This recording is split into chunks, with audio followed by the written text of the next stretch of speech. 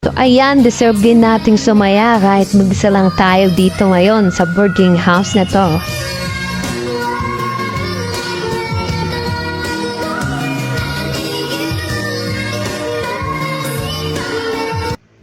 Kayo na bahala pag-uwi ko mamaya.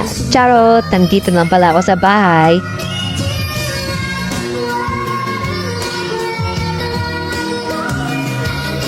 Tagay mga bishi.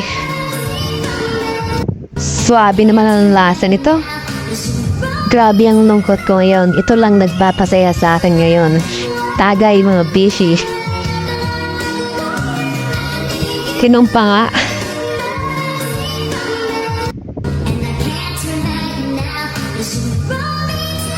Grabe, ang saya ng ganito.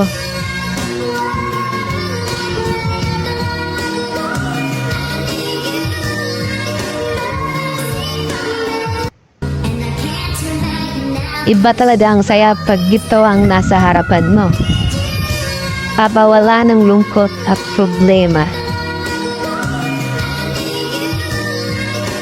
Hindi naman lahat ng problema ay masusolusyonan ng alak. Minsan kailangan mo ring mag-isip kung tama pa ba ang ginagawa mo sa sarili mo.